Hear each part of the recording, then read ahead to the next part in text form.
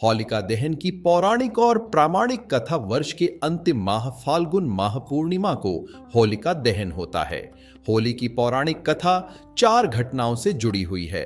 पहली होलिका और भक्त प्रहलाद, दूसरी कामदेव और शिव, तीसरी राजा पृथु और राक्षसी ढूंढी और चौथी श्री कृष्ण और पूतना।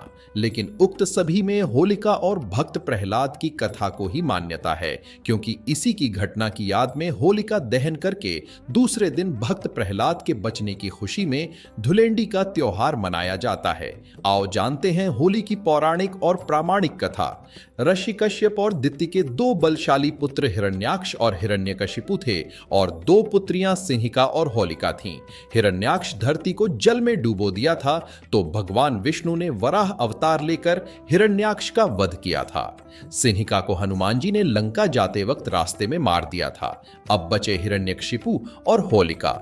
इन्हीं की है यह कथा। एक बार की बात है, त्रैलोक्य पर विजय प्राप्ति के लिए हिरण्यकशिपु ब्रह्मा की तपस्या में लीन था। असुरराज हिरण्यकशिपु की तपस्या से प्रसन्न होकर ब्रह्मा जी ने उसे वर मांगने को कहा, तो उसने कहा कि अमरता का वरदान चाहिए।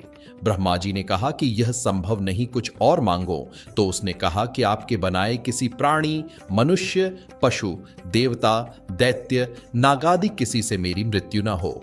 मैं समस्त प्राणियों पर राज्य करूं।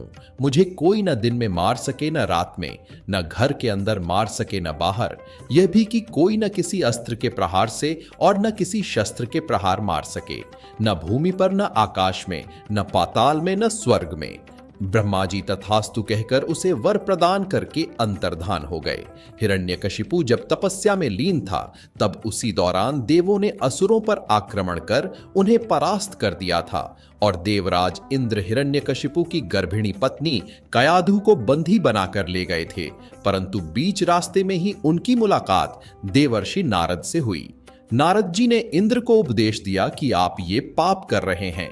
उपदेश सुनकर इंद्र हिरण्यकशिपु की पत्नी कयाधु को महर्षि के आश्रम में छोड़कर स्वयं देवलोक चले गए।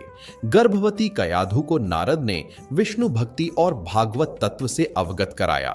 यह ज्ञान गर्भ में पल रहे पुत्र प्रहलाद ने भी प्राप्त किया। इधर हिरण्यकश्यप जब लौटा, तो इस वरदान ने उसके भीतर अजर अमर होने का भाव उत्पन्न हो गया। इसके चलते उसने धरती पर अत्याचार शुरू कर दिया था। उसने देवों को अपना दास बनाया, ऋषि मुनियों व भगवत भक्तों को तंग करने लगा, यज्ञों को नष्ट भ्रष्ट करने लगा।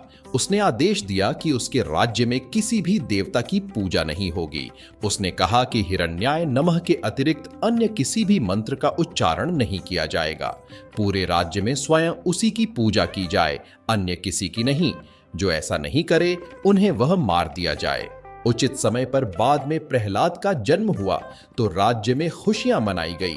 हिरण्यकश्यप के 4 पुत्र थे, अनुहल्लाद, हल्लाद, भक्त प्रहलाद और संहल्लाद। प्रहलाद का उपनयन संस्कार करके उसे गुरुकुल भेजा गया। कुछ समय बाद हिरण्यकश्यप को यह जानने की उत्सुकता हुई कि गुरुकुल में मेरे पुत्र क्या सीख रहे हैं। उसने प्रहलाद को बुलाकर पूछा, तुमने गुरुकुल में क्या सीखा? प्रहलाद ने कहा कि भगवान विष्णु की नवविध भक्त सीखी। अपने पुत्र के मुख से अपने शत्रु विष्णु का नाम सुनकर हिरण्यकश्यपु क्रोधित हो गया।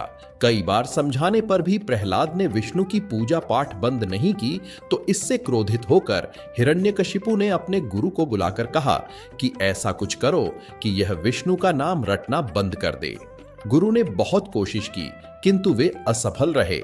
तब असुरराज ने अपने पुत्र की हत्या का आदेश दे दिया। सैनिकों द्वारा उसे विष दिया गया, उस पर तलवार से प्रहार किया गया, विषधरों के सामने छोड़ा गया, हाथियों के पैरों तले कुचलवाना चाहा, पर्वत से नीचे फेंकवाया, लेकिन श्रीहरि विष्णु कृपा से प्रहलाद का बाल भी बांका नहीं हुआ। उल्लेखनीय है कि फाल्गुन शुक्ल सप्तमी को प्रहलाद को बंदी बनाकर पूरे 8 दिन तक त्रास दिया गया। हर तरह से मारने का प्रयास किया। हिरण्यकश्यपु को चिंता होने लगी कि यह नहीं मरा तो लोग विष्णु की ही भक्ति करने लगेंगे। उसकी चिंता को देखकर उसकी बहन होलिका ने कहा कि आप चिंता ना करें भैया, मुझे ब्रह्मा से वरदान प्राप्त है कि मैं किसी भी प्रकार से अग्नि में जलकर नहीं मर सकती हूँ। अग्नि में तो सभी भस्म हो ही जाते हैं। तब हिरण्यकशिपु ने अपनी बहन होलिका से कहा कि तुम प्रहलाद को अपनी गोदी में लेकर अग्नि में बैठ जाओ, जिससे वह जलकर भस्म हो जाएगा। होलिका को वरदान था कि उसे अग्नि तब तक कभी हानि नहीं पहुंचाएगी जब तक कि वह किसी सद्वृत्ति वाले मानव का अहित करने की न सोचे। होलिका यह बात भूल गई थी। वह अपने भाई की बात को मानकर अपने भतीजे प्रहलाद को गोदी में लेकर अग्नि में बैठ गई। उस दिन फाल्गुन माह की पूर्णिमा थी। सद्वृत्ति वाले प्रहलाद का अहित करने के प्रयास में होलिका तो स्वयं जलकर भस्म हो गई और प्रहलाद श्री हरि विष्णु का नाम जपते हुए अग्नि से बाहर आ गया। यह देखकर तो हिरण्यकश्यपु और भी ज्यादा क्रोधित और चिंतित हो गया। इस घटना के बाद हिरण्यकश्यपु ने प्रहलाद को एक खंभे से बांध दिया। फिर भरी सभा में प्रहलाद से पूछा, किसके बलबूते पर तू मेरी आज्ञा के विरुद्ध कार्य करता है? प्रहलाद ने कहा, आप अपना असुर स्वभाव छोड़ दें। सबके प्रति समता का भाव लाना ही भगवान की पूजा है। हिरण्यकश्यपु ने क्रोध में कहा, तू मेरे सिवा किसी और को जगत का स्वामी बताता है। कहां है वह तेरा जगदीश्वर? क्या इस खंभे में है जिससे तू बंधा है? यह कहकर हिरण्यकश्यपु ने खंभे में घूंसा मारा। तभी खंभा भयंकर आवाज करते हुए फट गया और उसमें से एक भयंकर डरावना रूप प्रकट हुआ, जिसका सिर सिंह का और धड़ मनुष्य का था। पीली आंखें, बड़े बड़े नाखून, विकराल चेहरा और तलवार सी लपल पाती जीभ, यही नृसिंह अवतार थे। उन्होंने तेजी से हिरण्यकश्यप को पकड़ लिया और संध्या की वेला में, न दिन में न रात में, सभा की देहली पर, न बाहर न भीतर, अपनी जांघों पर रखकर, न भूमि पर न आकाश में, अपने नखों से, न अस्त्र से न शस्त्र से उसका कलेजा फाड़ डाला।